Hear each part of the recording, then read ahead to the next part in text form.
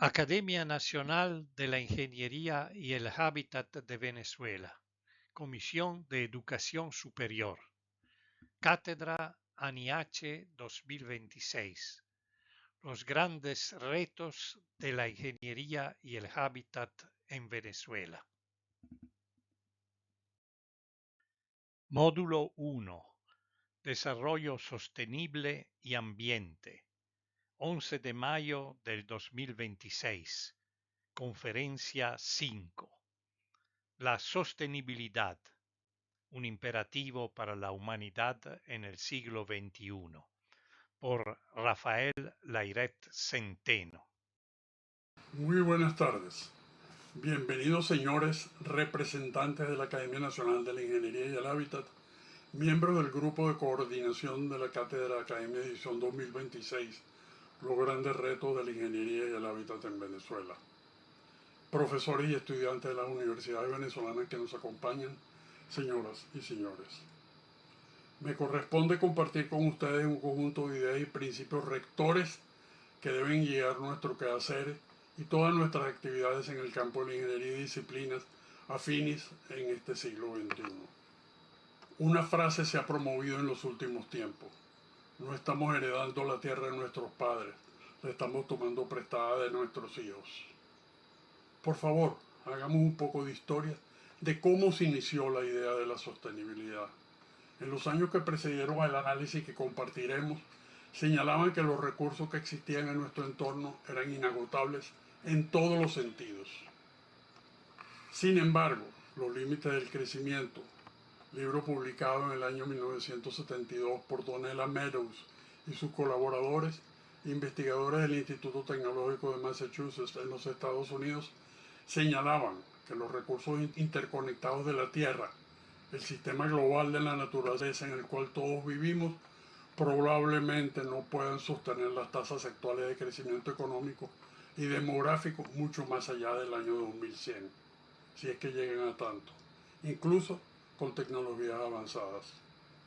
Se dieron a la tarea de investigar los 5 factores básicos que determinan y en sus interacciones limitan en última instancia el crecimiento y el sostenimiento de las actividades humanas en este planeta: el aumento de la población, la producción agropecuaria, el agotamiento de los recursos no renovables, la producción industrial y la generación de contaminación. Los 5 factores se analizaron con la ayuda de un modelo informático global cuyos resultados probaron que el comportamiento, bajo varios supuestos para determinar patrones alternativos del futuro de la humanidad, mostraba un futuro incierto. El desafío de sobrepasar los límites planetarios debido a la demora en la toma de decisiones es real, pero fácilmente solucionable si la sociedad humana decidiera actuar. Lo que significaba que una política con visión de futuro podía evitar que la humanidad, en su irracional crecimiento, podía desbordar los límites planetarios mencionados. La publicación de la Organización de las Naciones Unidas dio respuesta a la situación en la relación de la humanidad con el entorno. Para ese momento en la historia, el informe Brundtland, publicado en 1987 por la Comisión Mundial sobre el Medio Ambiente y el Desarrollo de las Naciones Unidas, así lo muestra. En el informe se buscaba reflexionar sobre la creciente preocupación por el deterioro ambiental, el uso y explotación de los recursos, orientado al accionar de la humanidad con el fin de satisfacer las necesidades de las generaciones actuales sin menoscabar las posibilidades de desarrollo de las futuras. Definición del desarrollo sostenible. Brundtland reunió durante 3 años a representantes políticos y especialmente especialistas en el ámbito científico y ambiental de 21 países. Esta comisión dio como resultado el conocido informe llamado Nuestro Futuro Común, una guía para asumir la política del presente con una mirada puesta en el mañana. El informe, en una serie de objetivos claramente identificados que buscaban concientizar a la sociedad del momento, independiente de su modo de vida e ideología, sobre un problema con los ritmos de vida. El uso indiscriminado de recursos estaba destruyendo el ambiente y elevando los niveles de pobreza y discriminación en el planeta. de las conclusiones alcanzadas permitía definir las acciones que podían contribuir a modificar el efecto negativo de las acciones de la humanidad sobre el entorno.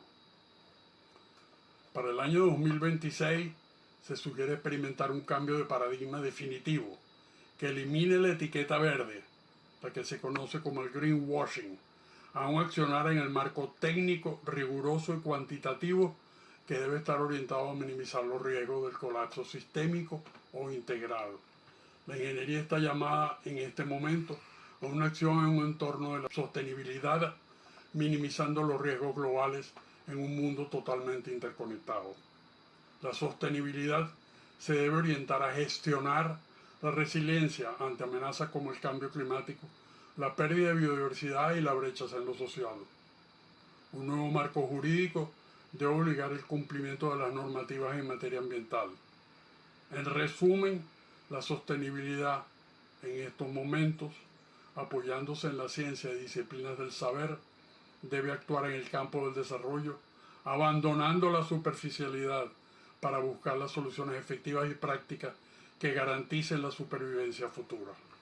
El antropoceno es un término, aunque el concepto es ampliamente aceptado en las ciencias ambientales, la Unión Internacional de Ciencias Geológicas lo rechazó en 2024 y sugirió, por el momento, no formalizar el antropoceno como época oficial desde el punto de vista geológico, argumentando que el impacto es demasiado reciente en el tiempo geológico. La expresión fue propuesta por Paul Crutzen, químico neerlandés, premio Nobel en 1995, que popularizó el término en el año 2000, y Eugen Sterner, biólogo estadounidense, que apoyaba la idea desde los años 80 del siglo XX, cuando estudiaba los cambios en la calidad del agua e impacto del ser humano en el medio.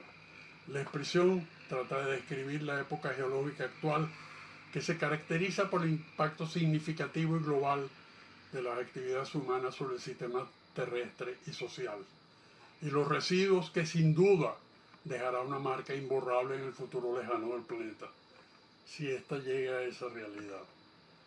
Disciplinas como la arqueología, la antropología, la epigrafía, la paleografía y por supuesto la geología han permitido estudiar la evolución de la humanidad sobre el planeta Tierra, apoyándose en el estudio de los yacimientos de restos que el hombre y la sociedad en general han dejado en la superficie terrestre. Esta propuesta sostiene que la humanidad ha dejado de ser simplemente un habitante de la Tierra para convertirse en una fuerza geológica dominante. Se apoya en tres ideas: la profunda modificación de las características de la atmósfera terrestre, en especial por la presencia y aumento de los gases de efecto invernadero, la alteración de los sedimentos con los plásticos, el hormigón y los radionucleidos, resultado de las pruebas nucleares, presentes en los estratos geológicos, y los cambios en la biosfera con la extinción de especies y pérdida de biodiversidad. Los biólogos que apoyan la idea aseveran que el lago Crawford, en Canadá, puede proporcionar a la ciencia una mejor evidencia del impacto de la humanidad en el ambiente.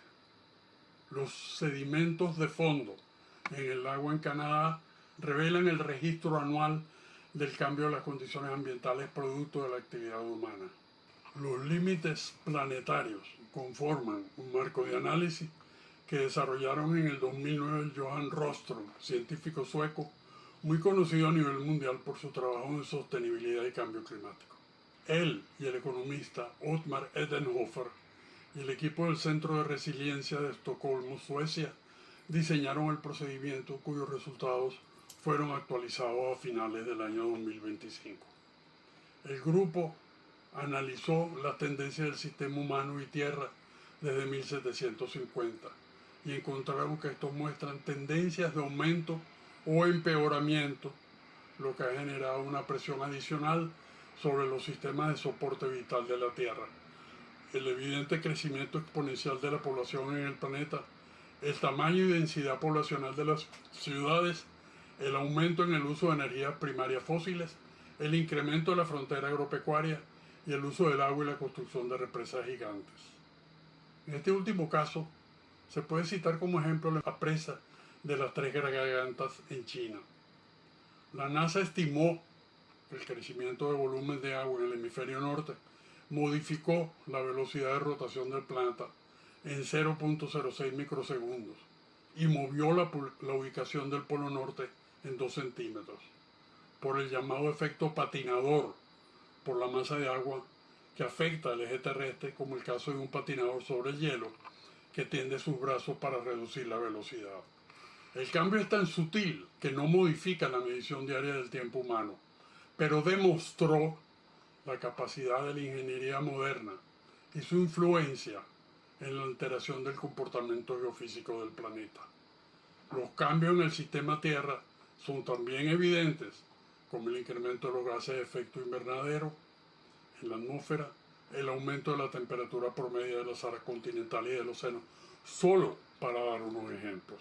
El procedimiento define 9 procesos fundamentales que regulan la estabilidad y la resiliencia del sistema Tierra, que son el cambio climático, la integridad de la biosfera, los cambios de flujo biogeoquímicos, la acidificación de los océanos, el incremento de la carga atmosférica de aerosoles, la pérdida del ozono estratosférico y la introducción de nuevos elementos en la atmósfera, como la contaminación por plástico, materiales radioactivos y otros sintéticos persistentes. El procedimiento establece una zona estable, que identifican como una zona segura, en verde en la gráfica, y los límites en anaranjado, que si la humanidad los supera, aumenta el riesgo de generar cambios ambientales irreversibles y desestabilizar el planeta. En el año 2025, el Planetary Health Check mostró que la situación era la siguiente: límites cruzados y punto de no retorno 4, espacio operativo seguro superado 7, y restan todavía 2 que operan en espacio operativo seguro.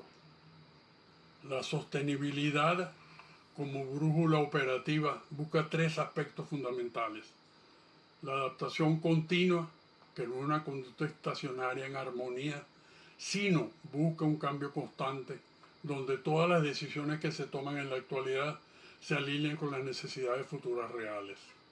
La brújula operativa, que se entiende como una herramienta sistémica con 4 ejes fundamentales: la naturaleza, la economía, la sociedad y el bienestar, todos ellos aplicados con el fin de guiar la toma de decisiones, evaluar proyectos y medir su impacto. Y la integración sistémica, que se cumple mediante el equilibrio de los pilares o dimensiones fundamentales de la sostenibilidad. Al no alcanzar el equilibrio en lo social, en lo económico y en lo ambiental, la falta de uno de ellos, la sostenibilidad, no se alcanza. La sostenibilidad se vuelve utópica cuando no se convierte en acciones concretas. En el momento en que las acciones se adelantan sin consideraciones éticas, y en especial cuando se aborda como una meta final y no como un proceso de mejora continua. La sostenibilidad se debe llevar a la práctica, utilizando metodologías como la brújula de la sostenibilidad, herramienta originalmente desarrollada en Suecia, en la cual se buscaba la medición adecuada de los insumos, el cálculo de la huella del carbono y el costo financiero de los proyectos en desarrollo. Los Objetivos del Desarrollo Sostenible, o los ODS, como alianza permanente entre los sectores sociales que permitan convertir y afianzar el desarrollo sostenible, y los niveles de inversión como una vía mediante la emisión de bonos sostenibles que permitan alcanzar el desarrollo deseado y una mejora continua en el desempeño de los proyectos de transformación. Un mundo inmerso en la sostenibilidad puede parecer lejano, inclusive utópico.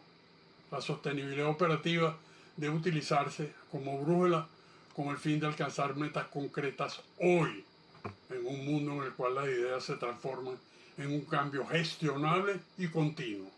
La revisión bibliográfica para la preparación de esta charla nos permitió desentrañar el proceso evolutivo de la ingeniería en los últimos 3 siglos, tomando como estructura el análisis de 3 ideas: el objetivo, la energía utilizada y la métrica. El siglo XIX, el momento de la conquista y revolución industrial y la ciencia aplicada, que buscaba el dominio de la naturaleza y el entorno físico, con la transformación de materiales y la construcción de infraestructura. La energía utilizada se consideraba infinita con el uso de los combustibles fósiles. En estos periodos los ingenieros pasaron de ser prácticos en sus trabajos a profesionales que incorporaron las ciencias duras en sus tareas y a sus diseños. El siglo XX, en la búsqueda de la eficiencia en el trabajo, la producción en masa y la automatización, se buscó la mitigación del daño con la optimización de los procesos. Se hizo necesario un uso controlado de los recursos energéticos que se determinó que no eran inagotables. En el ámbito de la métrica, la rentabilidad y el Producto Interno Bruto destacaron. El siglo XXI, la regeneración tomando en cuenta la sostenibilidad, la complejidad y la interdependencia natural en el todo. La ingeniería debe enfocarse en la actualidad en tomar en cuenta los efectos de sus acciones en la naturaleza, regeneración y sostenibilidad y diseño regenerativo. No solo no dañar, sino mejorar y restaurar los ecosistemas y la calidad de vida. La ingeniería está llamada en este momento a actuar en un entorno de sostenibilidad, minimizando los riesgos globales en un mundo totalmente interconectado. Debe optimizar el uso de las energías renovables, la economía circular, la inteligencia artificial, Internet de las cosas, tratando de reducir el uso de energía fósil, promoviendo el uso de alternas como la solar, eólica y otras, de manera distribuida. Realizar los estudios de impacto ambiental requeridos en el marco jurídico establecido, profundizando en los aspectos socioecológicos de los proyectos y la determinación de la huella del carbono y del agua, entre otras métricas, buscando un cambio de la visión mecánica a una orgánica, integrando la ecología y la cultura en el diseño. En su totalidad, este cambio de paradigma refleja la transición de una visión en donde la ingeniería se limitaba a controlar el ambiente y el entorno de los proyectos, hacia una donde el ingeniero asume un rol activo en la regeneración de los sistemas naturales y humanos. En Venezuela se debe cambiar la paradoja de la abundancia y riqueza y buscar un mundo de desarrollo que olvide los modelos del pasado. Apoyar un salto en la tecnología que permita abordar la reconstrucción del país en un marco de principios de resiliencia del siglo XXI, mediante una economía real que apalanque la producción y orientada al bienestar social sostenible de toda la población. Venezuela padece la paradoja de la abundancia, o como conocedores en la materia se verán, sufrimos la maldición de los recursos. A pesar de poseer las mayores reservas probadas de petróleo del mundo, vastos recursos mineros, una macro biodiversidad, no ha podido evitar caer en una profunda crisis socioeconómica y política que la ha inmovilizado por falta de infraestructura de superficie, inversión privada y seguridad jurídica, convirtiendo los recursos inmensos en activos inaccesibles. Los problemas son una falta clara de capacidad de gestión de estos inmensos recursos, una corrupción desenfrenada y un marco jurídico con leyes discrecionales, una profunda inseguridad jurídica e impunidad garantizada, que no demuestra ni transmite transparencia en los procesos económicos, lo que ha traído como consecuencia una inevitable falta de interés para los inversionistas nacionales y foráneos. A esta situación se une un proceso inflacionario y un colapso generalizado de los servicios públicos.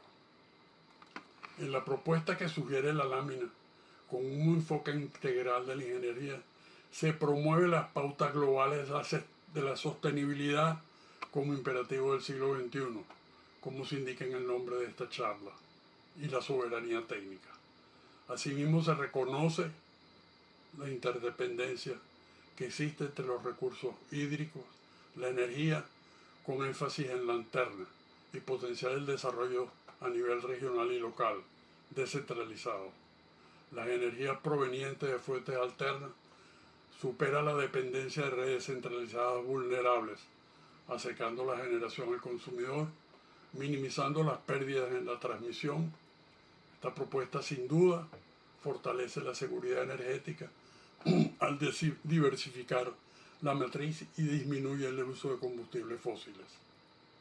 La idea promueve la gestión integral de los recursos hídricos como segundo pilar, desde las cuencas, reforzando su protección hasta el usuario, coloca la ingeniería sanitaria y al tratamiento descentralizado y al recurso como eje del desarrollo, reduciendo los costos de infraestructura, reutilización de las aguas y otorgando más resiliencia a las comunidades.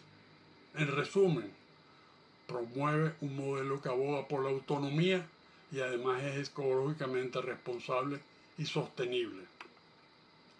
Esta propuesta, como pilar 3, se alinea con los principios de la arquitectura bioclimática, el diseño pasivo y la sostenibilidad, la cual se enfrenta en algunos casos a la escasez de recursos.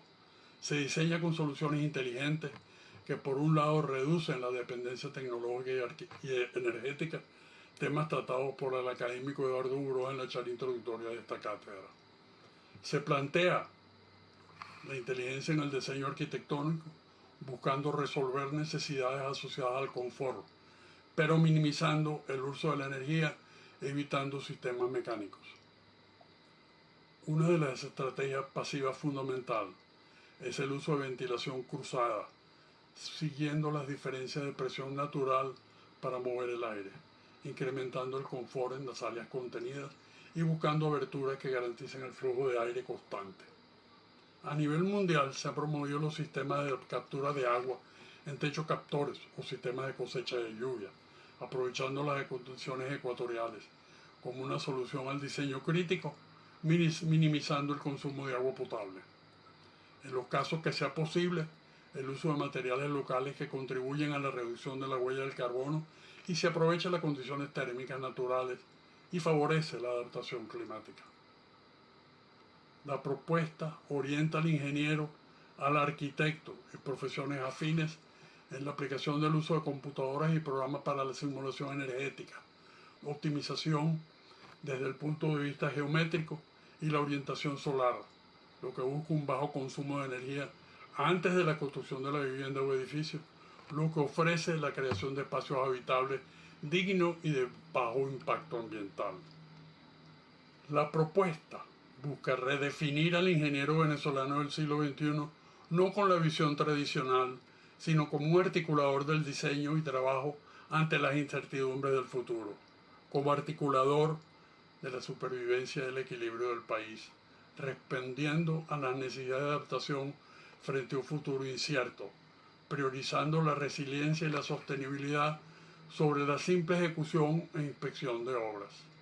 Debe actuar como gestor de soluciones que aseguren la subsistencia, el funcionamiento de los servicios básicos y que apoye la protección social.